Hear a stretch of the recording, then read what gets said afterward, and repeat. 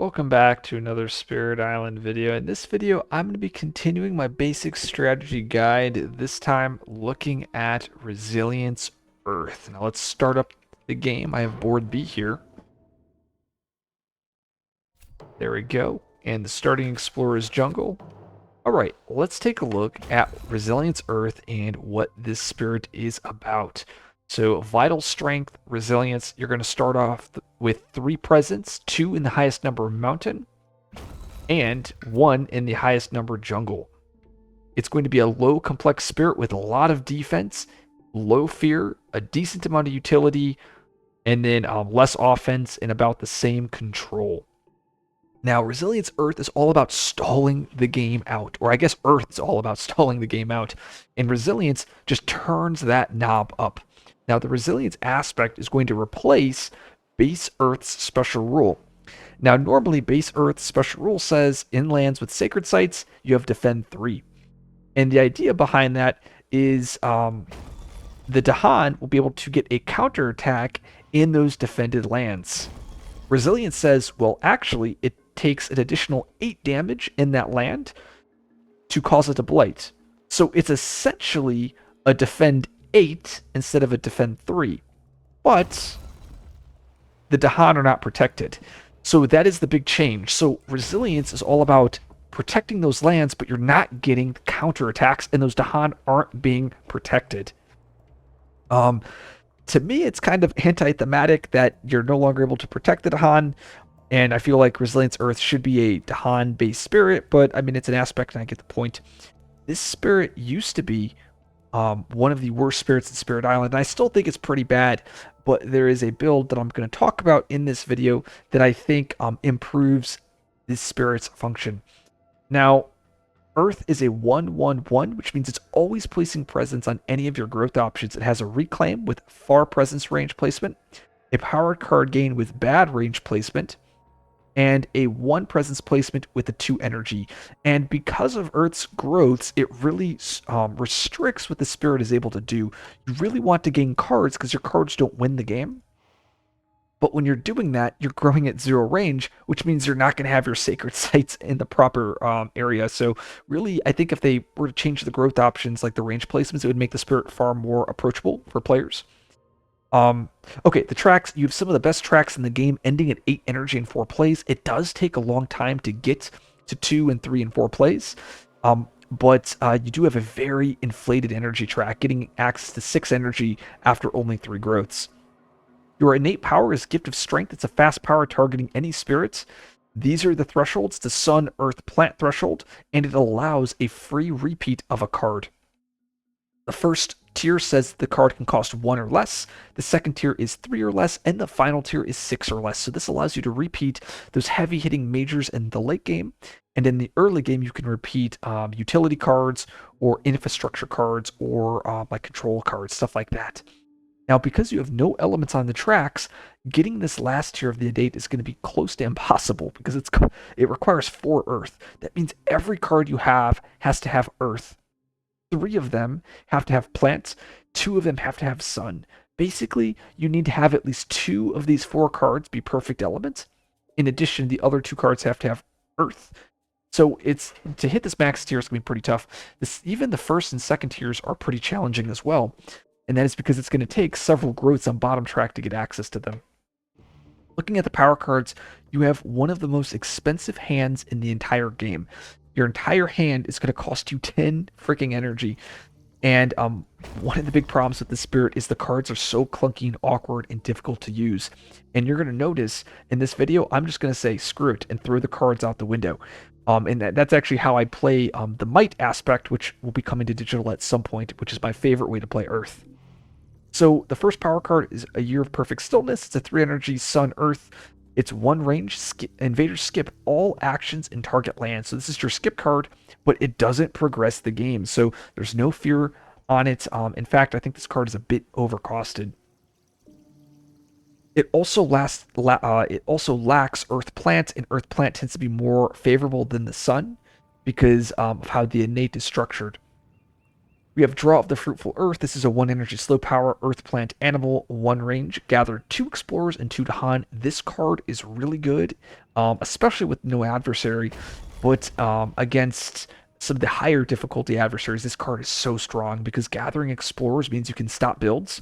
So for instance, looking at this board here, well, actually jungle is a bad starting explorer, but like if it's sands next turn, I could play fruitful to stop both builds, which could put you pretty far ahead tempo wise. Now, another thing that's great about this card, it has the earth plant that I mentioned is so important, and then it has the 1 energy, and also the animal matters a lot, especially with majors. Now we have another overcosted card. We have Guard the Healing Land. It's a 3 energy, fast power, sacred site, range 1. Water Earth Plant. It heals a blight and defends 4. This card could be pretty good to get counterattacks, but it costs 3 energy, and like if you're maxing this out, it's worth the 3 energy, but a lot of times you're not always healing blight and getting the defend. So like if I was playing board C, that would be an example of like where this card would really shine if wetlands came up. But yeah, so that's unfortunately this card's pretty overcosted, but it does have the earth plant, which is really nice. The last card is Rituals of Destruction. It's a 3 energy, slow power, sun, moon, fire, earth, plant, 1 range, sacred power, targeting a land with Dahan. It deals 2 damage, and then if there's 3 Dahan in the land, it does an extra 3 damage and 2 fear. So ideally you want to have 5 Dahan in that land or not 5 Dahan, 3 Dahan in that land to get the 5 damage. What makes this card really cool is that it's the only unique power in the entire game that has 5 elements.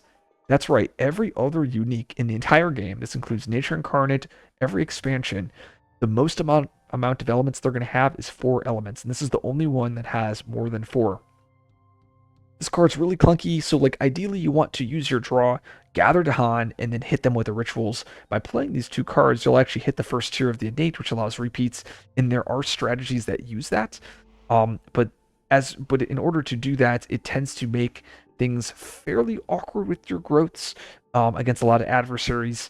Another problem with this card is because of your innates are all defensive based, like if you're gathering Dahan in the land, you want to use them to counterattack, and then this card is basically saying, oh wait, let's just target that land and then kill the invaders in that land. So it's kind of it kind of defeats the purpose of your special rule. So we went through all the cards. There are a couple builds with resilience. If you're playing multiplayer, I like to go more towards a support role. But recently I've been tinkering with this early major build, and that's what I'm going to showcase in this video. Now, I think playing the other way, playing Miner's Base is probably very strong into a basic without any adversary. But I want to showcase this major build that can translate over to some of the higher diff adversaries. Okay, so looking at the board, I have Jungle Explorer. You're going to notice I have a presence here and I have no presence here. So I have some options here. I could create that sacred site nicely on B8. Now notice my Dahan are not going to be protected, which sucks. And then I could play like Guard the Healing Land, possibly to defend 4 here. And basically I take no blight. I could take blight to scale. There's plenty of options. I think what I want to do here is I'm going to go with the G3. I'm going to put my presence here. And I'm going to go from top track. I'm going to play my draw turn 1, hopefully trying to stop builds. And then what I'm going to do is, actually, I'm not going to do that. I'm going to grow into a wetland. So my plan behind this is I'm going to play draw. I want to stop builds. I'm going to gather some Dahan into this land. And then next turn, with my 1 card play, I'm going to play Guard the Healing Land, defending that land, healing the blight, getting that blight value. And then I'll have a sacred site here to defend that land. So I kind of solved both of my lands. The Dahan aren't protected on B8, but I'm okay with that. It is wetland, and that's kind of why I put my presence here on B6, is so that I can create a sacred site there to defend that land. So draw of the Fruitful Earth here, gathering the Explorer, like I said, stopping that build, gathering the 2 Dahan, and then I'll be able to use my guard to have a counterattack there. Now, this is where the build begins, and this is where I like grabbing majors, and I like G2ing here, going along top track. You could have grabbed a major turn 1 and then G3 turn 2, one or the other. You just want to make sure that you're accessing 3 of the different land types. So we're going to get major here. And what did we get here? So we got Bargains, Pillar, Wounded, and Talons. So these are all pretty spicy drafts here.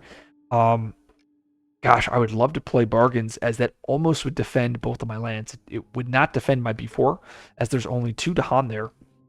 but it would defend my B8. What I find interesting about this aspect is you're going to have so much energy, so it really doesn't matter how much it costs. You really just want to grab cards that impact the board. And I see Talons, I see Pillar. Both of these are cards that are really exciting. Talons actually solves my wetlands, so I'm actually going to go with Talons here. Now, the card I like to forget is Year of Perfect Stillness. Like I said, we want to progress the game, and we're going to have this defend 8 in our lands, so we really don't need more defense.